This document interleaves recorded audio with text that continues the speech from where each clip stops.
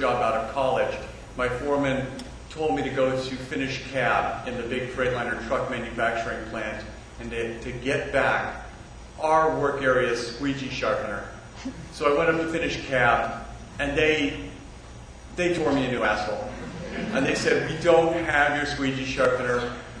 Rough radiator built up, borrowed it. So go bother them, quit jerking our chain." So I go to Radiator shoots me a new asshole, sends me to pre-paint cab, sends me to paint booths, sends me to engine buildup, sends me to axle buildup. And I spend the entire first day getting called every obscenity you can conceive of. And being told to do physical things to myself that are completely impossible. And there is no such thing as a Squeegee sharpener. And I love those stories. And another one is a friend of mine is a pediatrician. And he said when you're a resident at OHSU, the teaching hospital in Portland, until you've been on call for about 36 hours and you're completely sleep deprived and you've eaten nothing but Skittles for about 2 days.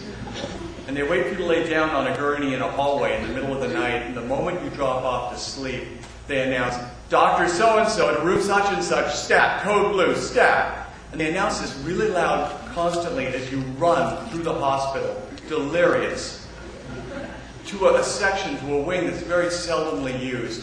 And you don't think about that because as you come off the elevator, from the end of the hall, you can hear a woman screaming, just screaming.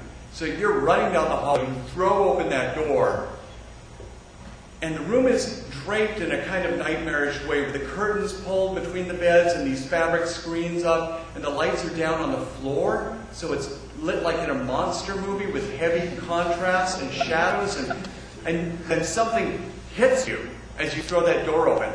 The woman is screaming, something hits you in the chest, you grab it instinctively, and the woman in bed is naked and covered in blood. And she's screaming, "You killed it, fucker! You killed it, you bastard! You son of a bitch, you killed it!" And you've caught a dead, naked, bloody baby.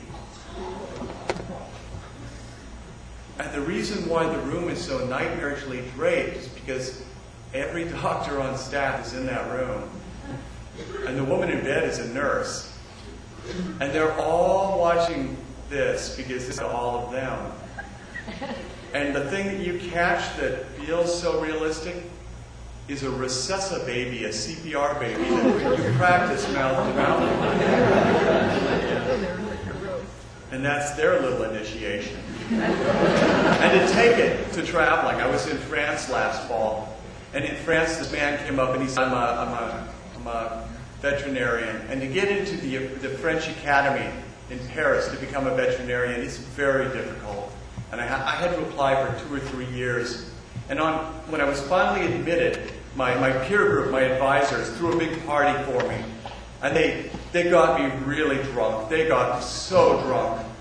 And if you don't pass out at this party, they put something in your drink so that you do pass out. These are your professors. And they take off all of your clothes. And they bunch you up really. And they methodically sew you naked in ports.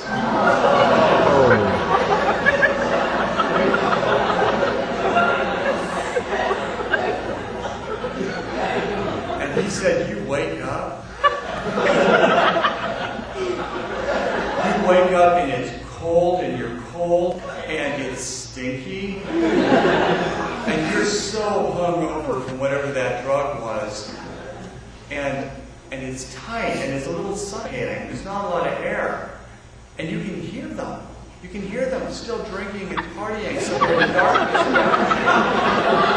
And they're all yelling, 'Come to us, join us, you can do it! Come on, fight your way out, come on, you can do it! Fight to us, come to us, join us!' And you have to claw. You have to birth yourself from this dead. And you emerge, you squeeze out through this clawed hole. And you come out naked and cold. blood. And as you come out, they have a drink ready for you. They say, welcome to the program. And what I love about these stories is no matter how really sociopathic they sound, they really are worst-case scenario rituals. So that someday in the future when you're working, no matter how shitty it is, it beats the fuck out of waking up inside the belly.